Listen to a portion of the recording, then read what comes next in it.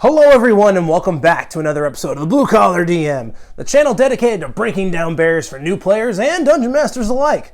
As always, my name is Howard, and today we're going to be breaking down the Druid class in Dungeons & Dragons 5th edition that's found right here in this player's handbook.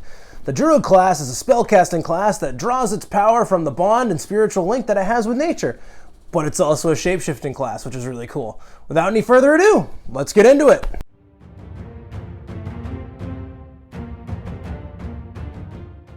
Alright, so we're talking Druids today. Now, Druids are a very unique class because they actually get spellcasting, and they get this really unique ability known as Wild Shape. Now, spellcasting, of course, comes from that spiritual bond and link that they have with nature that we talked about before. But Wild Shape is a very interesting ability. It actually allows us to transform into different beasts and creatures, which is really fun and really cool. Now, in order to break down this Druid, we're actually going to go over to the computer and we're going to break down a first level character sheet like we've done before with other classes, just so that way new players have a good understanding of what they're looking at on the sheet and they have a good feel for the Druid when they sit down at the table for the first time. After that, we're actually going to get off the computer and we're going to go over a full level progression all the way up to level 20. And we're also going to pick a subclass just to break down to kind of give you a good idea of what subclasses might give you, even though there's a couple more in the player's handbook, but we're not going to get into those today. If you have any questions about Druids, make sure you leave a comment down in the comment section below. And if you want to get notified when the next video comes out that might answer some of your questions, make sure you hit that subscribe button, make sure you hit that notification bell, so that way you're up to date when everything comes out. Without any further ado, let's go over to the computer. All right, so now that we're over here at the computer, we can actually figure out what our first level character sheet is going to look like. So here it is, just a base before we get started. I do want to show you where you can get these sheets. If you come over here to the internet and you go to dnd.wizards.com, you go over here to this gameplay tab and you hit character sheet. It brings you to this page, and then you're going to click on this one and it's going to open up a zip file, and you can actually pick whatever one you particularly need, whether you need 3 pages, 1 page, it depends on the kind of class you're playing. But I got the 3-page one that I can fill in here on the computer. You can also print this out and just fill it in pencil or pen. If you want to do it in pen, you're braver than I am. So we are a first level Druid, so that's why it says Druid 1, class and level Druid 1. We're going to be a human. Now, humans are unique because they're one of the few classes that only get ability score increases without getting a unique ability.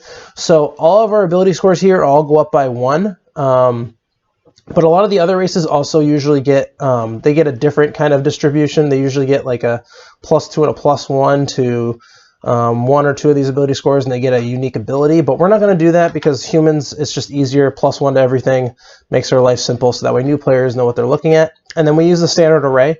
So the standard array basically allows you to put the scores of 15, 14, 13, 12, 10, and 8 distributed amongst these different ability scores. So we did that and we put them in advantageous areas, and then we added 1 to them.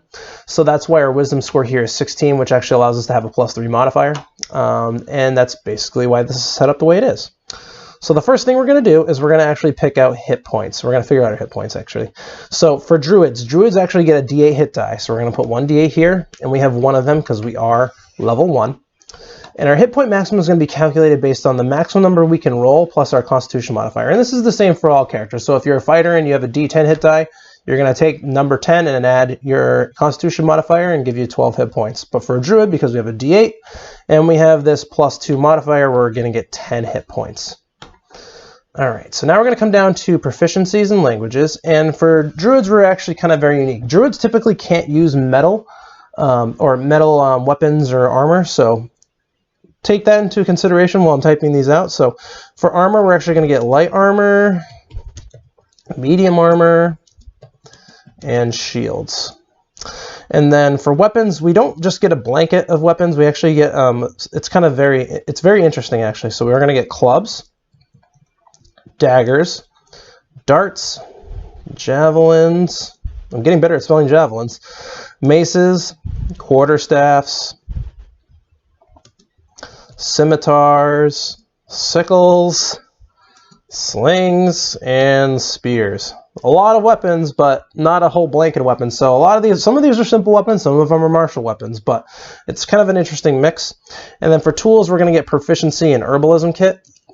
So if your DM decides to use some of the optional crafting rules, they don't have to be optional, but I like them because it allows you to kind of play in the game and make it a little bit more, you can role play a little bit differently. And the herbalism kit usually allows you to make poisons and stuff like that. So that's a good thing to have as a druid because we might need those kinds of things. And then we're also going to be able to speak Druidic.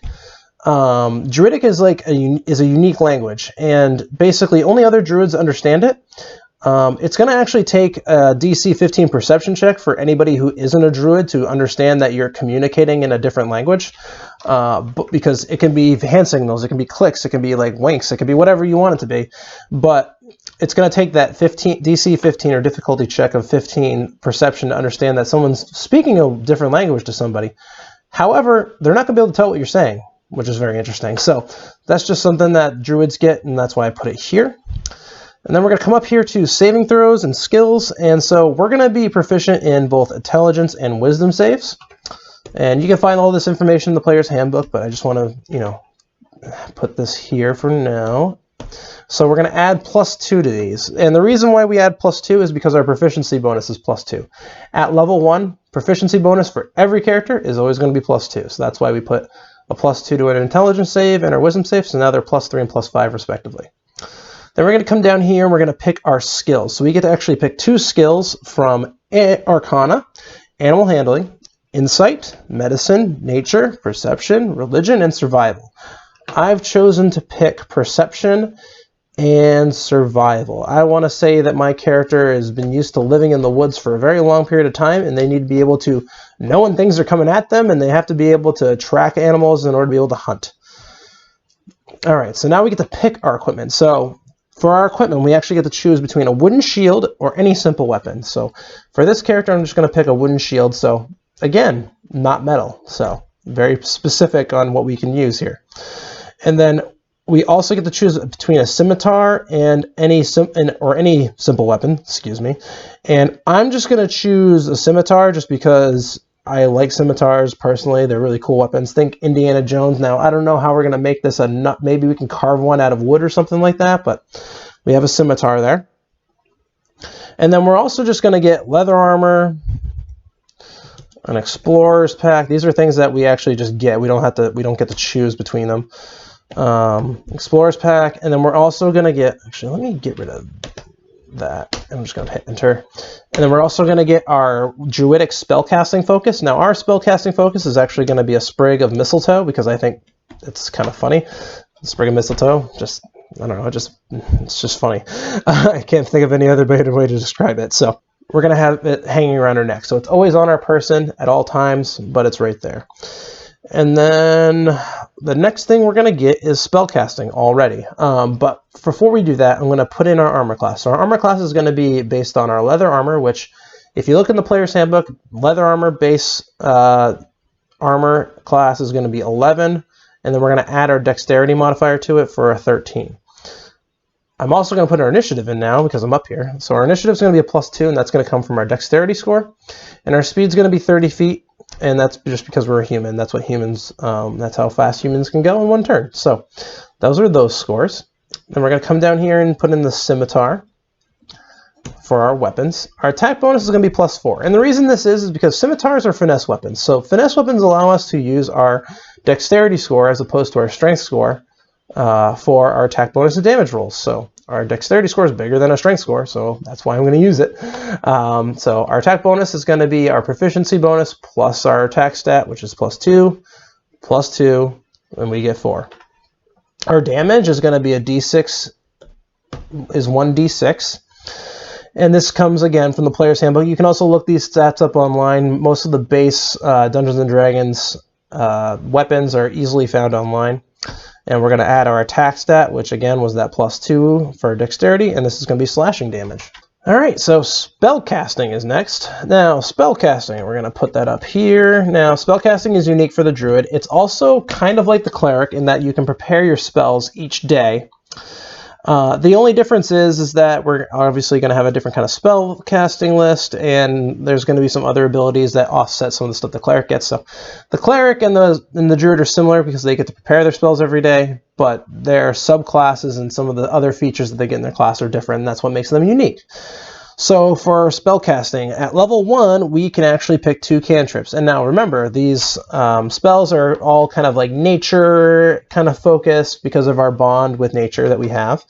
And so we get 2 cantrips at first level. So I'm going to put that here, and then I'm actually going to come down here and just put 2 cantrips, and this is our spellcasting section. I already pre-filled a lot of this in. We are a Druid 1 spellcasting class. Our spellcasting ability is Wisdom. Our spell save DC is going to be 13. This is derived from the equation 8 plus our proficiency bonus of 2 plus our Wisdom modifier, which is 3. So 8 plus 2 plus 3 is 13. And then our spell attack bonus comes from the equation of our proficiency bonus plus our spellcasting ability modifier, because we're proficient in our spells, it becomes a plus 5. That's where all that comes from. So we have 2 cantrips at first level, and we'll come back up here. And then, like I said, we do prepare our spells, so we prepare spells each day, so or / long rest, if there's any confusion there. And because we cast these in we get to change them every long rest, we have a certain number of spells we can prepare. So the spells that we can prepare equals our Wisdom modifier plus our Druid level, which at this case is going to be 4. So I'm just going to put 4 in parentheses there. So we can prepare 4 spells each day. So I'm going to come down here, and I'm going to say spells we can prepare, 4 spells prepared. Simple enough. And then we're going to come back up here again, just because I like to put it up here so that way we have something to refer to while we're playing. We can remind ourselves, oh yeah, spellcasting, I got to prepare my spells and everything. And then at level 1, we're actually going to have, at level 1, we have 2 level 1 spell slots. So again, this kind of is important to note. So we can prepare a certain number of spells. We can prepare 4, but we can only prepare spells that we have spell slots for. So we don't have level 2, level 3, level 6, 7, 4, and 8. We don't have those. So we can't prepare any spells at those levels, but we can prepare 4 level 1 spells because we have 2 slots available. And then the last thing I need to put on here is we're going to come back up here. We actually do get ritual casting, which basically means if we have a ritual spell, and these are denoted based on, if you look at the spell descriptions, there'll be a tag that tells you if it's a ritual or not. And basically, this allows you to cast a spell for 10 minutes without expending a spell slot. So these can be helpful. Now we do have to have these spells prepared in order to be able to cast them as a ritual. We can't just like take a spell off our spell list that's a ritual and cast it without having it prepared. But if we have it prepared, we can actually spend 10 minutes to cast the spell. And what it's going to allow us to do is not spend a spell slot. So we can save some of our big spell slots for more important spells. So depending on the situation, that could be very useful. And then, as a reminder, the Sprig of Mistletoe is our spellcasting focus, so our spells are going to be cast through this focus. Now, if we have anything with a material component or anything like that, it's going to change things. And if you need any more information about the rules of magic, I'll put a link up here somewhere so that way you guys can look some of those rules and figure out exactly, you know, as you're looking through your spell list, if there's any kind of weird situations or scenarios where if you have a material component that's consumed or that has a gold cost, how that impacts some of your spellcasting, and also some of the spellcasting rules for, you know, combat and that kind of stuff, or basically how the spell statistics are calculated out, is all going to be there. Now, at the end of the day here, it looks like we're ready to go. So we have our character name, Dyra. Cool. We're a druid, we're human, we have our armor class, our initiative, all of our stats here, and we have everything else filled out. Now, if you want to, you can fill out some of this stuff out on your own. This is going to be, you know, character name again, age, weight, height, eyes, skin, hair. This stuff doesn't really impact a lot of our actual play, so that's why I didn't fill it out. I mean, it will impact it depending on the kind of character you want to play, but for this particular case, I just want to show you guys a first level character sheet, kind of basically what it looks like. And then one thing also we need to figure out before we play our game, now remember, we got to do this before we play our game, is we've got to pick a background. Now, some of these backgrounds you can find online, you can find them in the player's handbook, because these backgrounds are going to add some skills down here. They might change a couple things, they might give you some items, but I don't want to put the background in because I don't want you guys to get confused about what you get just by being a druid. I just want you to know what you get for being a druid, and then you need to pick the background before you play your game. Now, we're going to get off the computer, and we're actually going to go over the rest of the class, so I'll see you over there. All right, so now that we have a good understanding of a first level character over there on the computer, we can actually talk about, all the way to level 20 now over in this format. So now I am going to have to look at my notes because the Druid stuff is very complicated if I don't look at them. I don't want to misspeak or say anything wrong, so I might have to look down a couple of times. Forgive me. But at level 2, we're going to get Wild Shape. Now, Wild Shape is very, very cool. So basically what Wild Shape allows us to do is to actually transform into any beast that we have seen before, provided that they are of a challenge rating of 1/4, and they do not have a flying or a swimming speed. Now, there are certain restrictions, again, depending on the level you're at, but for level 2, it's 1/4, no flying or swimming. Now, this ability actually will also recharge. So if we take a short or a long rest, we actually do get our uses back of the ability. So like I said, we get 2 uses, but they recharge in a long rest or a short rest. So, we have the possibility of transforming a number of times during the day, but we have to rest before we do it a 3rd or 4th time. This ability also does progress with us. So if we, again, in the player's handbook, it's got all this stuff, but at level 4, the challenge rating of the creature that we can transform to increases to 1/2, and then the only stipulation is it can't have a flying speed. So now we can pick a fish or any kind of creature that has a swimming speed, but it cannot have a flying speed. So something to consider when you get up to this level. And then at level 8, the challenge rating of the beast goes up to challenge rating 1, which is really cool. And now there's no limitations. So we can pick any creature that we want that's a challenge rating 1 or lower and doesn't have a and it can have a flying or a swim speed, which is really cool. And then for as far as how long we can maintain this Wild Shape, we can actually maintain the shape for a number of hours equal to half our Druid level rounded down, which then causes us to revert back to our normal human or whatever race we are, our normal Druid form. We also can revert as a bonus action early to revert from our beast to our base form if we want to. We also automatically revert back to our normal Druid form if we fall unconscious, we drop to 0 hit points, or we just outright die. So there are some certain rules about if you could be forced out of your form, and when it says revert to 0 hit points, it usually means the beast form reverts to 0 hit points, but we'll get into that in a second. So once we're transformed, again, Wild Shape is a very unique ability. It's going to have a lot of rules, so forgive me. Our stats are going to be replaced by our beast stats, except we are going to retain our alignment and our personality, so that doesn't change. We're still us. And we also maintain our intelligence and our wisdom and our charisma scores. So basically what makes us stays the same, but our constitution, dexterity, and our strength scores are going to change into that of the beast. We also retain any of our skill or saving throw proficiency that we have, while also gaining those of the creature. So basically, if the creature has like keen hearing and smelling or something like that, or has a unique, if it has like a higher perception skill than us, then we're going to get that from them. If we have the same proficiency as a skill that the beast has, or the same proficiency in a save, and the beast is higher, we're actually going to use the beast score. If ours is higher, we're going to use ours. So we do get to maintain some of our stuff depending on the situation. And then if the creature has any lair or legendary actions, we don't get them. So we can't assume, like, if we tried to transform, I don't know, into like a dragon or something, like, which is possible later on down the line, maybe. We'll see. We do not get any of the cool, like, legendary actions or anything like that. Now, like I said, when we transform, we do get the beast's hit points. So what that basically means is that the number of hit points and hit dice that the beast have, we actually get. So the only way we revert back to our normal form is if we basically lose that amount of hit points that we have in beast form. So say if we have 10 hit points because we transformed to a certain creature, as soon as we get hit for 10 damage, we're going to revert back into our normal form early.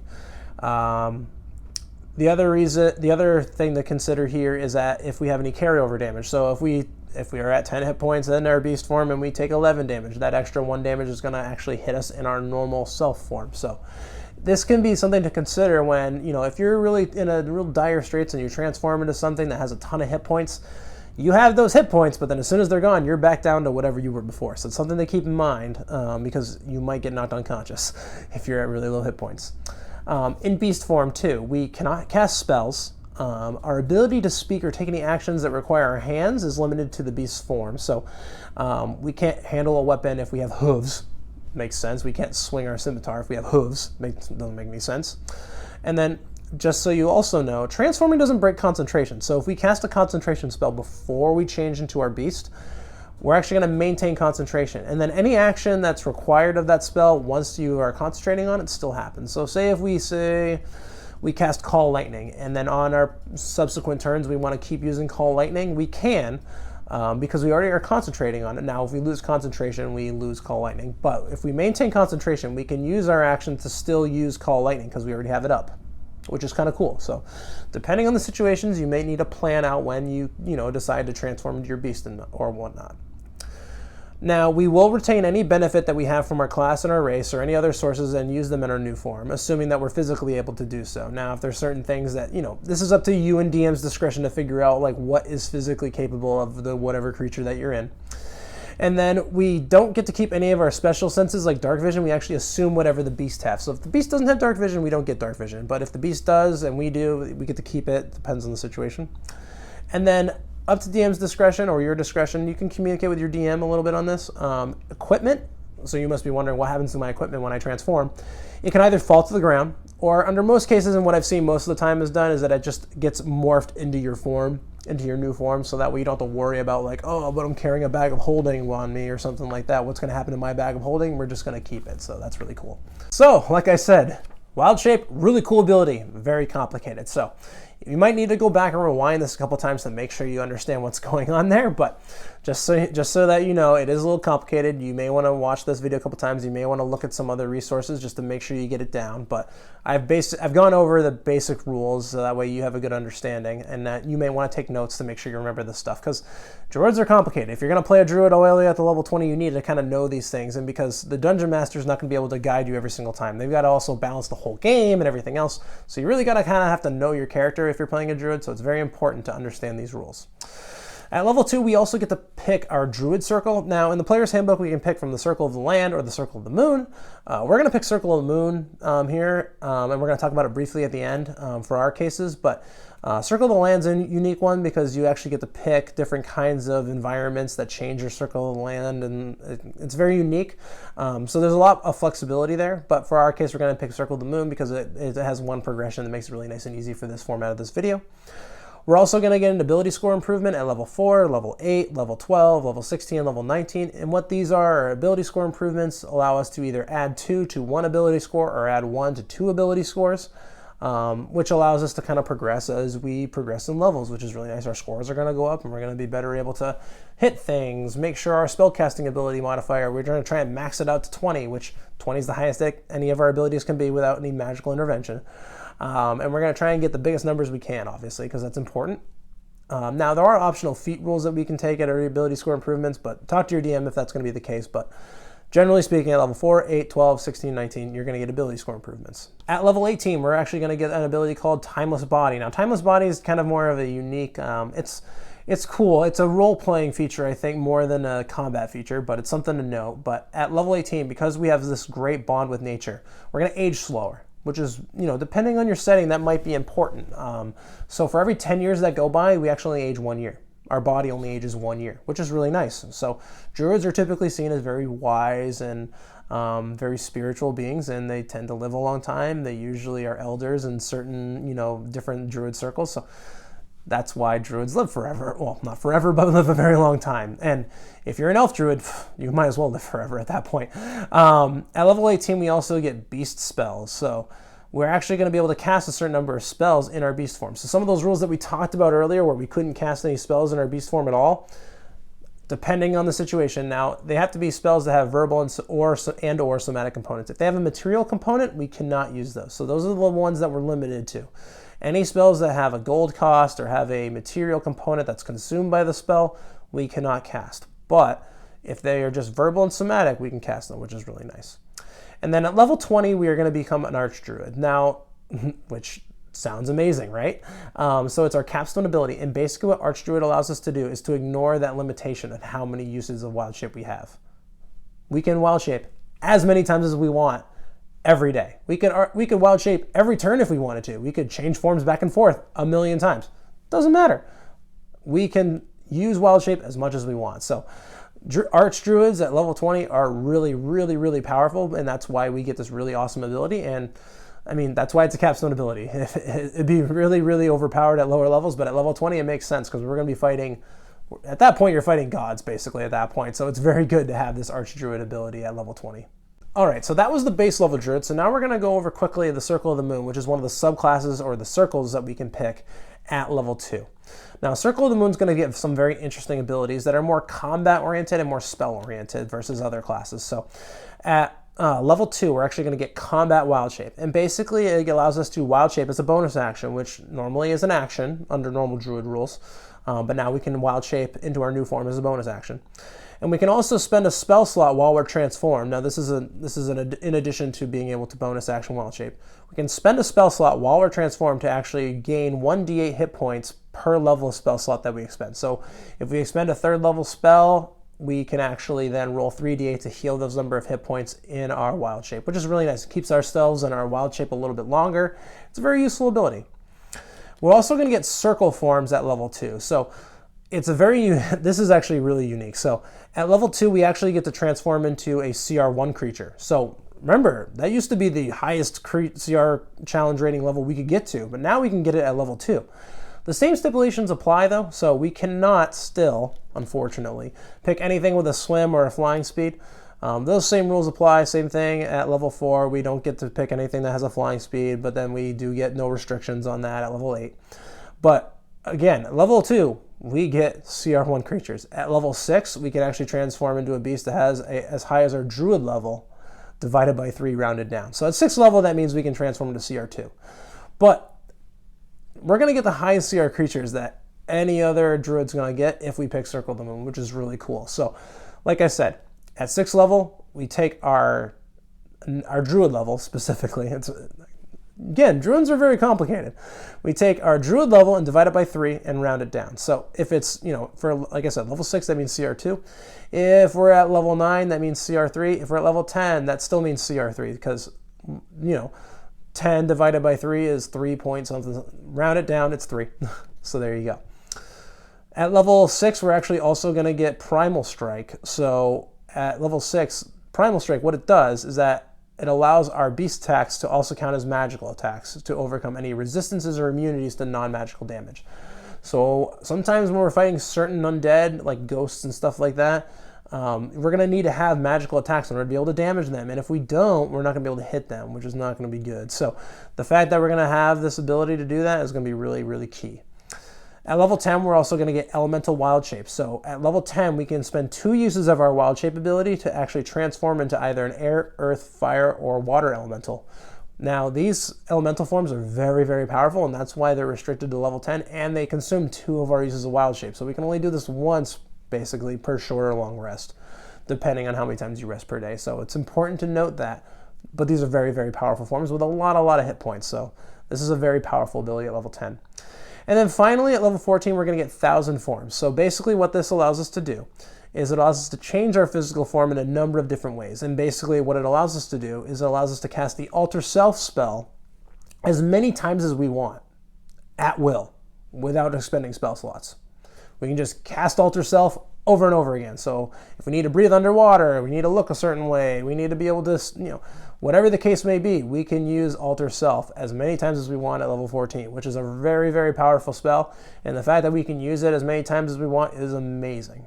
All right, so that was the Circle of the Moon Druid in the Player's Handbook. Now, we could have picked Circle of the Land here at level 2, but we decided not to because Circle of the Land is very complicated. There's more choices, and I didn't want to muddy this up any more than it already is. So that was Circle of the Moon. We talked about that subclass there previously, and that's actually going to wrap up this video. We're done talking about Druids. Druids are very complicated.